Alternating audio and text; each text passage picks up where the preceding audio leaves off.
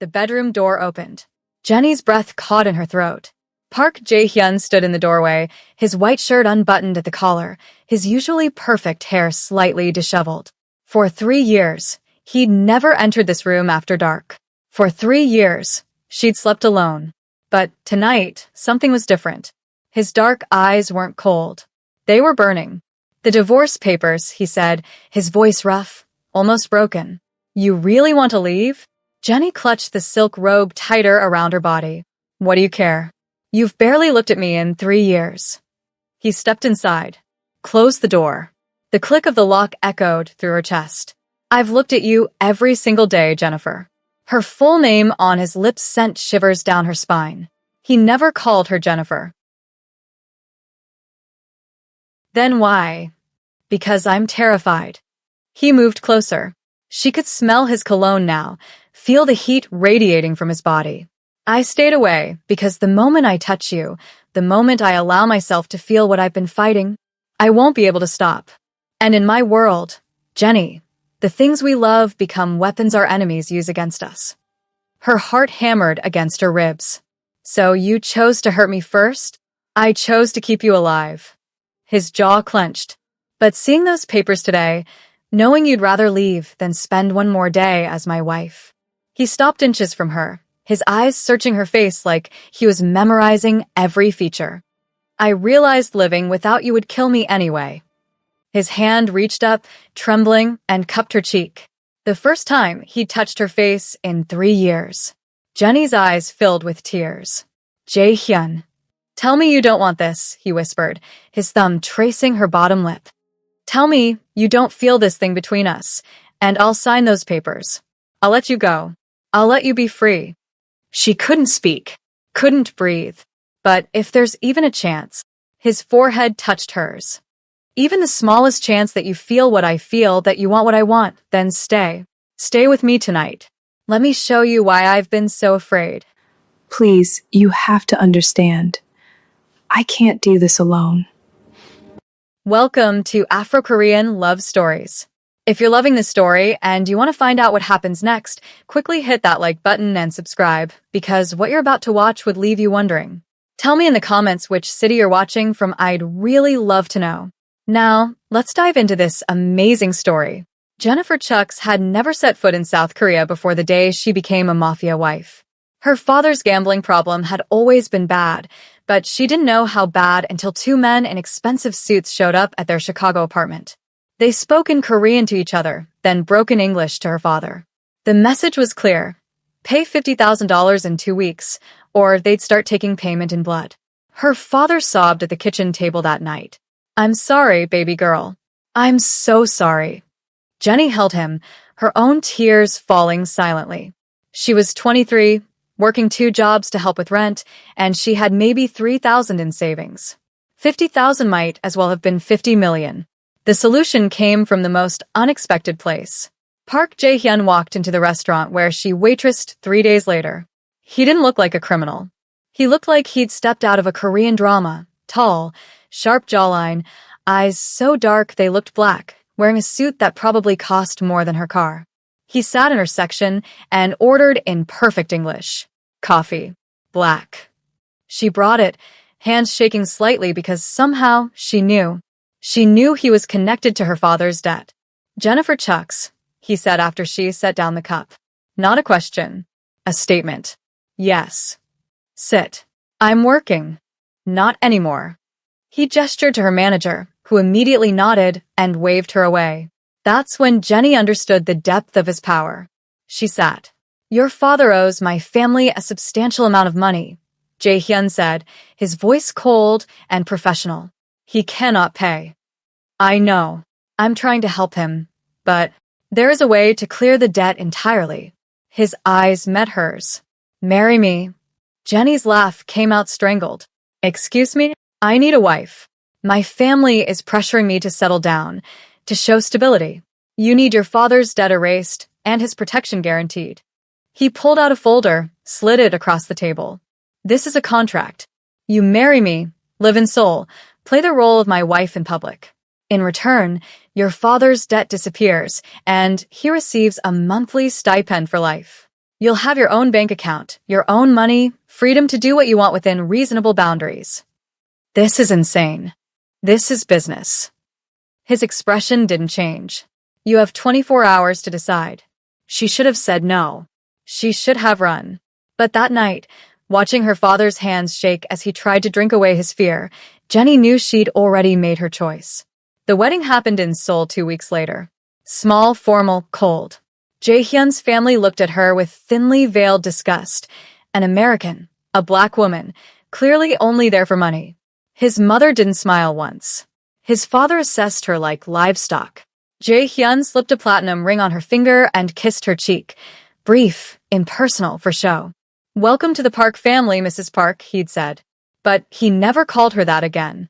The penthouse was stunning, floor-to-ceiling windows overlooking Gangnam, modern furniture, art that probably cost more than most houses. He showed her to the master bedroom. "This is yours," he said. "Ours, you mean? I have my own room down the hall." He'd already turned away. "We'll maintain separate spaces. You'll accompany me to family dinners and important events. Otherwise, live as you please. Someone will take you shopping tomorrow for appropriate clothes." Jae-hyun wait. But he'd already closed the door between them. That was 3 years ago. 3 years of sleeping alone in a bed meant for two. 3 years of sitting beside him at dinners where she didn't speak the language, where his hand would rest near hers on the table but never touch. 3 years of watching him come home late, blood sometimes on his knuckles, exhaustion in his eyes, and never being allowed to ask if he was okay. 3 years of being a wife without a husband. She tried it first. She really did. She took Korean lessons, learned to read Hangul, practiced phrases. She cooked American food he never ate, then learned Korean recipes he'd pick at politely before leaving the table. She dressed up for family events, smiled until her face hurt, endured the whispers and stares. His mother cornered her once at a charity gala. "My son doesn't touch you," she said in careful English, her lips curved in a cruel smile. "Perhaps you're not woman enough for a Korean man." Jenny had excused herself and cried in the bathroom for 20 minutes. The whispers got worse over time. The other Mafia wives would go quiet when she approached, then burst into giggles when she passed. She caught fragments. Her Korean was good enough now to understand the cruelty. 3 years and no children? Something must be wrong with her. "I heard he keeps a mistress in Itaewon, a proper Korean woman. Maybe he regrets buying a black wife. Should have chosen someone from a good family." Jenny started to believe them. She'd stand in front of the mirror some nights, examining herself.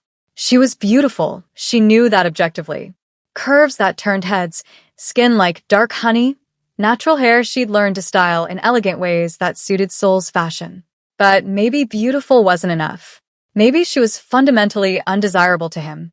The loneliness ate at her slowly, day by day. She'd hear Jae-hyun moving around the penthouse late at night. Sometimes she'd catch him watching her. She'd look up from a book and find his eyes on her before he'd quickly look away. Once, she'd fallen asleep on the couch, and she woke to find a blanket draped over her, still warm, his cologne lingering in the air. But he never stayed. Never spoke beyond necessities. Never touched her. 6 months ago, something shifted in her. She was sitting at another family dinner, Jae-hyun's hand resting 3 inches from hers on the white tablecloth, and she realized she was disappearing. The vibrant, strong woman who'd sacrificed everything for her father was fading into this silent, ignored ghost. She deserved more than this. Her father's debt was paid. The contract didn't require her to stay forever. She'd given 3 years of her life to this cold arrangement. Wasn't that enough? The decision took time. 3 more months of watching Jae-hyun maintain his polite distance. 3 more months of sleeping alone. 3 more months of wondering what was so fundamentally wrong with her that even a man contractually bound to her couldn't stand to be near her. She finally contacted a lawyer. Quietly, carefully. The divorce papers were drawn up, translated into Korean, prepared with clauses that would let her leave cleanly. She wasn't asking for money. She had her own savings now, 3 years of the generous allowance he'd provided and barely touched. She just wanted her freedom, her dignity, her life back. This morning, she'd walked into his home office, a place she rarely entered, and placed the papers on his mahogany desk. Her hands were steady. Her decision was made. Jae-hyun had been on a phone call, speaking rapid Korean she couldn't follow. His eyes dropped to the papers. His expression didn't change, but something flickered in his gaze. Something that looked almost like pain. He'd ended his call mid-sentence. What is this? His voice was carefully neutral. Divorce papers. It's time, Jae-hyun. Jenny kept her voice steady. We both know this marriage is just paperwork. Let's make it official. You want to leave. I want to live. She met his eyes. I've been a ghost in your house for 3 years. I'm 26 years old, and I feel like I'm already dead. So yes, I want to leave. He'd picked up the papers, his jaw tight. I see. You don't have to sign immediately. Take your time. Have your lawyer review. Get out. The words hit like a slap. Jenny had turned and walked out, her composure cracking only when she reached the safety of her bedroom. She'd cried then, angry tears, frustrated tears, heartbroken tears for a marriage that had never really existed. She'd spent the day packing. Not everything, just what mattered. Her clothes, her books, the few photos of her father. She'd booked a flight back to Chicago for 3 days from now. Enough time for Jae-hyun to process, to sign, to let her go. She'd expected anger maybe, or indifference, or relief. She hadn't expected him to come to her bedroom after midnight. Now he stood before her, his hand still cupping her cheek, his eyes searching hers with an intensity that made her knees weak. Stay with me tonight, he whispered again. Let me explain everything. Jenny's heart was racing. You've had 3 years to explain. I know. His thumb stroked her cheekbone. I know, and I was a coward. But I'm here now. Please, Jenny, give me one night to make you understand. She should say no. She should push him away, sign the papers, leave this cold marriage behind. But God help her. She'd wanted this for so long. Wanted him to see her, to touch her, to acknowledge that she existed as more than just a contractual obligation. One night, she said, her voice barely audible. Then I'm still leaving. Before we continue, I need to know, would you have stayed? Or would you have walked away the moment he came through that door? Drop your answer in the comments. I'm reading every single one. Jae-hyun's shoulders relaxed slightly, like he'd been holding his breath. He took her hand, the first time he'd held her hand outside of public appearances, and led her to sit on the edge of the bed. He didn't sit. He paced. When I was 22, he began, his voice low, I fell in love. Her name was Sujin. She was beautiful, kind, everything I thought I wanted. He stopped, his back to Jenny. My enemies found out. They kidnapped her, tortured her for 3 days to get information about my family's operations. Jenny's breath caught. Jae-hyun. They sent her back to me in pieces. His voice cracked. Her fingers first, then her. He stopped, his hands clenched into fists. By the time we found her, she was barely alive. She died in my arms, begging me to save her, and I couldn't. I couldn't do anything. Tears streamed down Jenny's face. I'm so sorry. I swore I'd never let that happen again. He turned to face her, and his eyes were wet. I swore I'd never care about anyone enough to make them a target. And then my family forced this marriage, and I agreed because I thought it would be easy. A business arrangement. No feelings. No risk. He moved closer, kneeling in front of her, so they were eye level. But then you walked into that restaurant in Chicago, and you were the most beautiful woman I'd ever seen. And you sat across from me with tears in your eyes, ready to sacrifice everything for your father, and I knew I was in trouble. Jenny's hands trembled. You never showed it, because I was terrified. His hands rested on her knees, burning through the silk of her robe. The wedding day, when I put that ring on your finger, I wanted to kiss you properly, not just your cheek. I wanted to hold you and tell you that you were mine, truly mine. But I saw my father watching, saw the way my enemies looked at you during the ceremony, and I knew, if they saw how much I wanted you, you'd become a target. So you pushed me away, Jenny whispered. I tried to keep you safe the only way I knew how, by making everyone believe you meant nothing to me. That our marriage was just business, just a contract, nothing more. His hand slid up to cup her face again.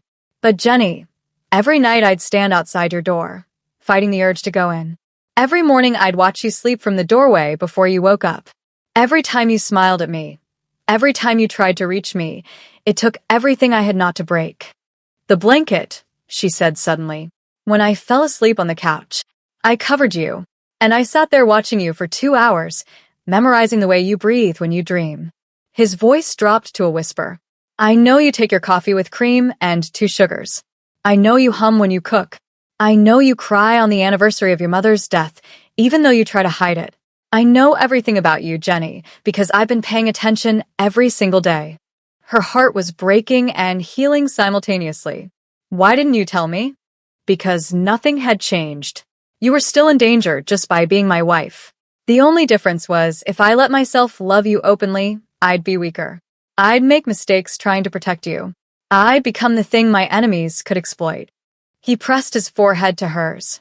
But then I saw those divorce papers today, and I realized I've already lost you by trying so hard not to. You haven't lost me, Jenny heard herself say. You've just been too scared to claim me. I'm still scared. His lips were inches from hers now. Terrified. But I'm more afraid of living the rest of my life without you than I am of my enemies. Then stop being afraid. She closed the distance between them, her lips brushing his. Stop running from this. The kiss was gentle at first, 3 years of longing compressed into the soft press of mouths. Then Jae-hyun made a sound low in his throat, his control shattering, and he kissed her like a man drowning. His hands tangled in her hair, pulling her closer, and Jenny melted into him. When they finally broke apart, both breathing hard, he rested his forehead against hers. I don't deserve you, he whispered. Probably not. She smiled through her tears. But you're stuck with me anyway. The divorce papers. Burn them. She kissed him again, softer this time. I'm not going anywhere. What happened next was 3 years of denial, longing, and suppressed desire finally breaking free. Jae-hyun lifted her like she weighed nothing, laying her back on the bed they'd never shared. His hands trembled as they traced her curves through the silk robe, like he was afraid she might disappear if he moved too fast. I've imagined this, he confessed, his voice rough. So many nights, I've imagined touching you like this. Jenny pulled him down to her. Then stop imagining. I'm real. I'm here. I'm yours. Mine, he repeated, and the possessiveness in his voice sent shivers through her entire body. He kissed her neck, her collarbone, whispering in Korean between kisses. Words she was still learning but understood through tone alone. Beautiful. Perfect. Mine. His hands explored her body with a reverence that made her feel like something precious, something worth protecting, something worth loving. Jae-hyun, she gasped as his lips found sensitive skin. Say it again. His eyes met hers, dark and intense. Say my name again. Jae-hyun. She pulled him closer. My husband. Something in him broke completely at those words. The Ice King, the cold Mafia boss, the man who'd kept her at arm's length for 3 years. He shattered into someone desperate and needy and completely hers. They made love like people who'd been starving finally finding food. Urgent and tender, passionate and gentle, 3 years of longing poured into every touch, every kiss, every whispered confession. I love you, he said against her skin in Korean first, then English. I've loved you since the day I met you, and I'll love you until the day I die. Jenny's tears fell freely. I love you too. God help me, I love you too. Afterward, they lay tangled together, Jenny's head on Jae-hyun's chest, his fingers tracing lazy patterns on her bare shoulder. The city lights of Seoul filtered through the windows, painting them in soft shadows. What happens now? She asked quietly. Now I stop being a coward. He kissed the top of her head. Now I claim you properly as my wife. Let everyone know you're mine and I'm yours. Let them try to touch you. They'll learn what happens when someone threatens what belongs to Park Jae-hyun. That's going to make things dangerous. Things have always been dangerous, Jenny. The only difference is now I'm not facing it alone. He tilted her chin up to look at him. Now I have something worth fighting for. Someone worth dying for. Don't talk about dying. She pressed her palm to his chest, feeling his heartbeat. Not after I just got you. Then I'll talk about living. He smiled, a real smile, maybe the first she'd ever seen from him. Living with you. Building a real marriage. Maybe eventually. His hand drifted to her stomach. A family? Jenny's breath caught. You want children? I want everything with you. His eyes were serious now. Everything I denied us for 3 years. I want to give you. If you'll have me. If you'll forgive me for wasting so much time. There's nothing to forgive. She kissed him softly. We have the rest of our lives to make up for it. They fell asleep wrapped around each other, and for the first time in 3 years, Jenny didn't feel alone. Morning came too soon. Jenny woke to find Jae-hyun already dressed, sitting on the edge of the bed, his phone in his hand and his expression dark. What's wrong? She sat up, pulling the sheet around her. He turned to her, and the ice was back in his eyes. But different now. Not cold indifference. Cold fury. My cousin Jinwoo knows, he said quietly. About us. About last night. How could he possibly? He has people watching me. Watching us. Jae-hyun's jaw clenched. He just sent me a message. He knows I've been hiding my feelings for you, and now that I've stopped hiding. He handed her his phone. The message was in Korean, but there was a photo attached. Jenny and Jae-hyun through the bedroom window last night, silhouetted against the lights. Jenny's blood ran cold. He was watching us. He's been waiting for this. Jae-hyun's voice was deadly calm, the kind of calm that preceded violence. Jin-woo wants my position in the family. He's been looking for weakness, for leverage. And now he thinks he's found it. Me. Jenny's hands trembled. I'm the weakness. No. Jae-hyun cupped her face, forcing her to meet his eyes. You're my strength. But he doesn't understand that yet. His thumb traced her bottom lip. He sent another message. He wants to meet today. Says he has a proposition. It's a trap. Of course it's a trap. Jae-hyun's smile was sharp, dangerous.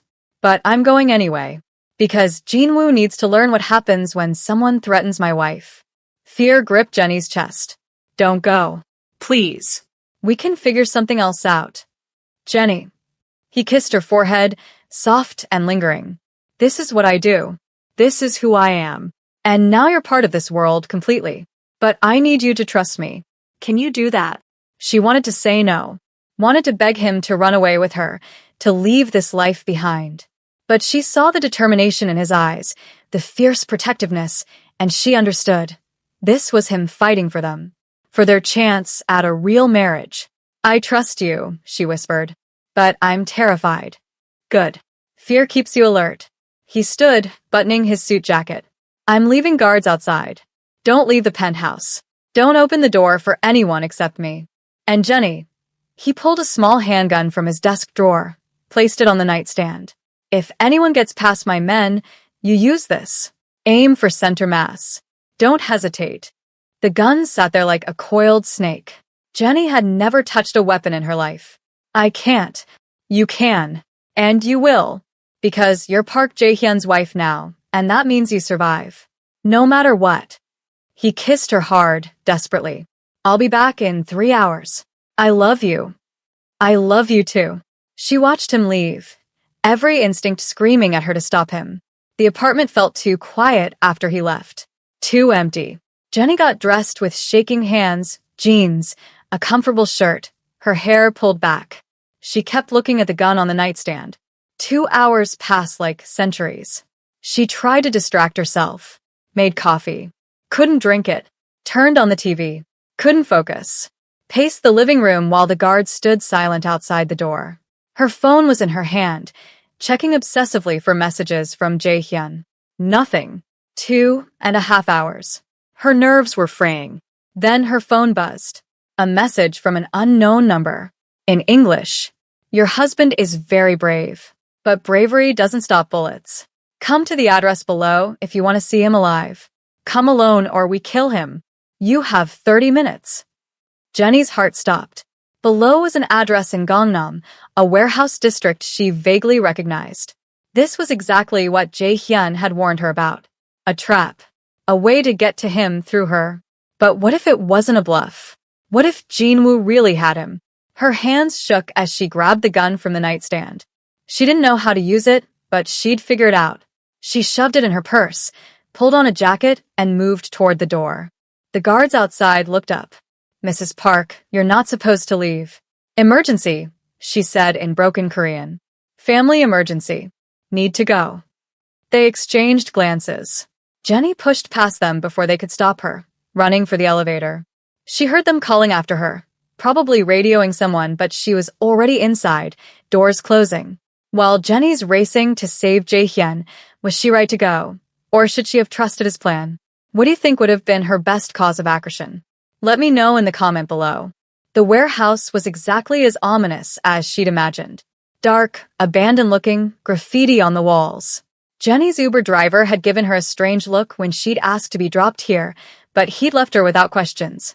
Now she stood outside, the gun heavy in her purse, her heart hammering so hard she could hear it in her ears. 30 minutes. She'd made it with 2 minutes to spare. The side door was unlocked. Jenny pushed it open, stepping into darkness that smelled of rust and old concrete. She pulled out her phone, using the flashlight to navigate. Hello. Her voice echoed. I'm here. I came alone, like you said. Movement in the shadows. Lights suddenly blazed on, blinding her. Jenny threw up her arm, squinting. When her vision cleared, she saw him. Jae-hyun stood in the center of the warehouse, perfectly fine, not a hair out of place. And he looked furious. Jenny, what the hell are you doing here? Relief and confusion crashed through her. The message, they said they had you, that they'd kill you if I didn't come. It was a test. Jinwoo's voice came from behind her. Jenny spun. Park Jinwoo looked like a younger, crueler version of Jae-hyun. Same sharp features, same dark eyes, but where Jae-hyun's eyes held depth and intensity, Jinwoo's held only calculation. He wasn't alone. 5 men flanked him, all armed. A test of what? Jenny demanded, her hand sliding into her purse, finding the gun. Of whether you'd be stupid enough to throw yourself into danger for him. Jinwoo smiled. And you passed. Or failed, depending on perspective. You see, cousin, this is exactly what I've been trying to tell the family. Your wife makes you weak. Predictable. She gets a fake message, and here she comes running, and here you are, distracted and emotional. Let her go, Jae-hyun said, his voice deadly calm. This is between us, Jinwoo. But she's the whole point. Jinwoo laughed. The great Park Jae-hyun, Ice King of Seoul, brought low by an American woman. It's almost poetic. He pulled out his own gun, casual, like he was holding a phone. I could kill her right now. Show the family that you're compromised. Take your position. You could try. Jae-hyun's hands were relaxed at his sides, but Jenny could see the coiled tension in his body. But you'd be dead before her body hit the ground. Maybe. Or maybe you'd hesitate, just long enough for my men to put you down. Jinwoo's smile widened. Want to find out? The warehouse fell silent. Jenny could feel the weight of the gun in her purse. 6 against 2. Terrible odds. But she wasn't going to die without fighting. Then Jae-hyun did something unexpected. He laughed. Jinwoo, you've always been an idiot. Jae-hyun pulled out his phone, pressed a button. You think I didn't know about your surveillance? That I didn't plan for this. The warehouse doors burst open. A dozen men in black suits poured in, surrounding Jinwoo's group in seconds. Jinwoo's expression shifted from confident to panicked. This was your trap all along, Jenny whispered, understanding dawning. Not just mine. Jae-hyun's eyes stayed on Jinwoo. Our trap. Jenny, show him what's in your purse. Jenny pulled out the gun, her hands steadier now. You wanted me to come here. I needed Jinwoo to think he'd won. To think he'd found my weakness and could exploit it. Jae-hyun moved to stand beside her, his hand finding hers. But my wife isn't my weakness. She's my partner. And Jinwoo just committed treason against the family in front of witnesses on camera. He gestured to the corners of the warehouse where small red lights blinked. And with full confession of his intent to murder a family head. Jinwoo's face went white. You can't. I already did. The family council has seen everything. They're waiting for us now. Jae-hyun's smile was cold. You wanted my position? You just lost everything. Jae-hyun's men moved in, disarming Jinwoo's group efficiently. Jinwoo himself stood frozen, realizing too late that he'd been outmaneuvered completely. Take them to the council, Jae-hyun ordered. Then he turned to Jenny, his expression softening. You were supposed to stay in the penthouse. I got a message saying you were dying. What was I supposed to do? Trust that I had a plan.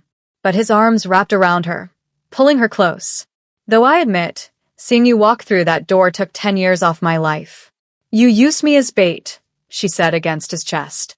I used us as bait. Jinwoo needed to see that I'd protect you, at any cost. That I'd be vulnerable for you. It's what made him confident enough to make his move. He tilted her chin up. I'm sorry. I know it was dangerous. But I needed to end this threat permanently.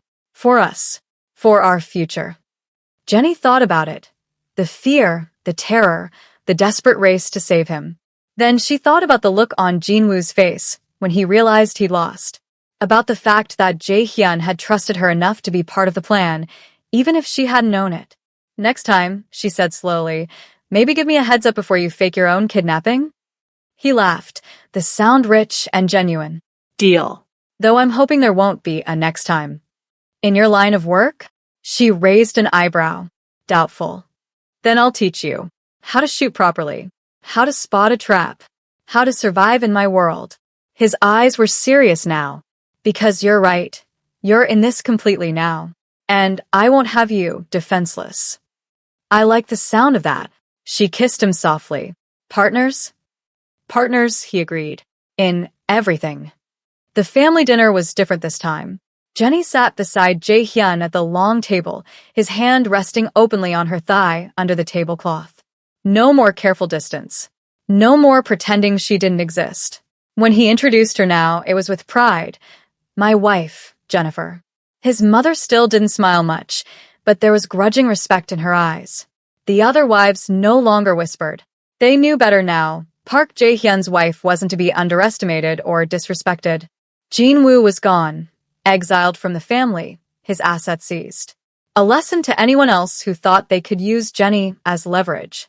After dinner, they returned to the penthouse, their penthouse now. Jenny had redecorated, adding warmth and color to the stark modern space. Photos of them together lined the shelves. Her books mixed with his. Their lives intertwined in every corner. In their bedroom. The bedroom they now shared every night. Jae-hyun pulled her close. I've been thinking, he said, his hands sliding around her waist. Dangerous.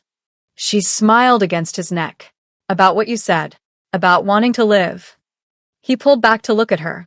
I've spent so much of my life just surviving, just holding on, just protecting what's mine. But with you, Jenny, I want more than that. I want to actually live. What does that look like for a mafia boss? She teased gently. I don't know yet. Maybe we figure it out together.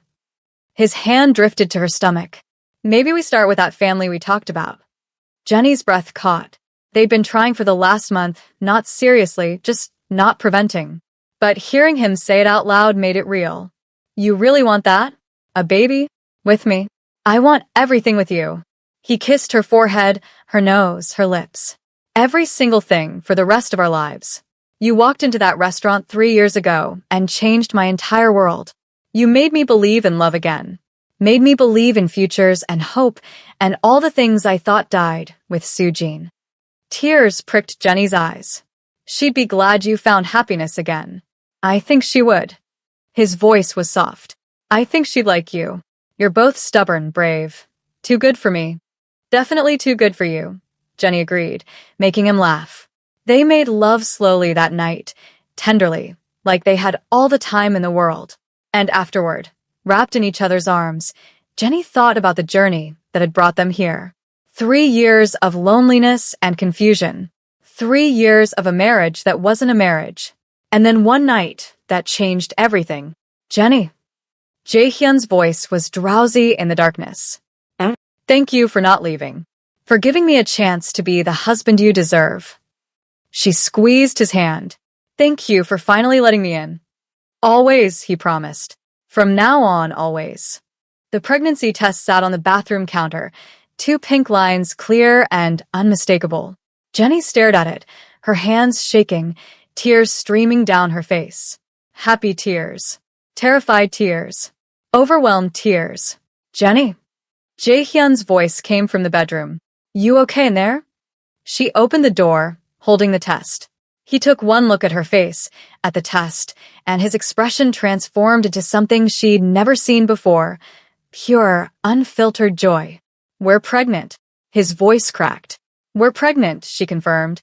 He picked her up, spinning her around, laughing and crying at the same time. When he set her down, his hands cradled her face like she was made of glass. "I love you," he said. "God, Jenny, I love you so much."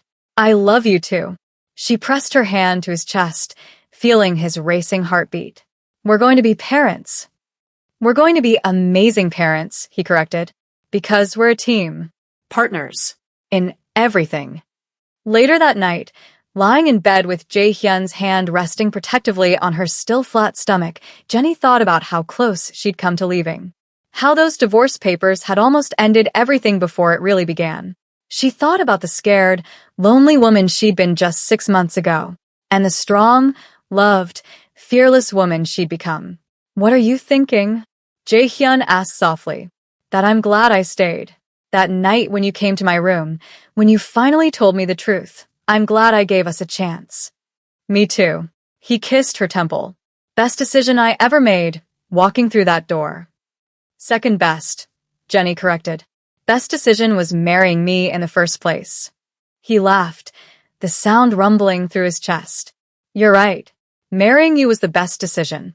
Everything else was just me finally getting smart enough to appreciate what I had." Outside, Seoul sparkled with city lights. Inside, in their home, in their bed, Park Jae-hyun and Jennifer Park held each other close and dreamed of their future, a future they'd fight for, protect, and build together. Because some loves are worth the wait. Some loves are worth the fear. And some loves are worth 3 years of loneliness if it means forever together on the other side. And that's the story of how a contract marriage became a real love story. How 3 years of silence turned into a lifetime of partnership. How Jenny and Jae-hyun found their way to each other through the darkness. If this story touched your heart, hit that subscribe button right now. We've got so many more Afro-Korean love stories that will make you believe in destiny, in second chances, and in the kind of love that conquers everything. Check out our playlist for more stories about forbidden love, unexpected romance, and couples who overcome impossible odds. Drop a comment telling me what you thought. Did you see that warehouse twist coming? Would you have forgiven Jae-hyun for those 3 years? And most importantly, what should they name their baby? I'm reading every single comment, and your engagement helps us bring you more stories like this. Thank you for watching. Thank you for believing in love. And remember, sometimes the best love stories are the ones that take time to bloom. Stay tuned for our next story, because trust me, you won't want to miss it. Until next time, keep believing in love.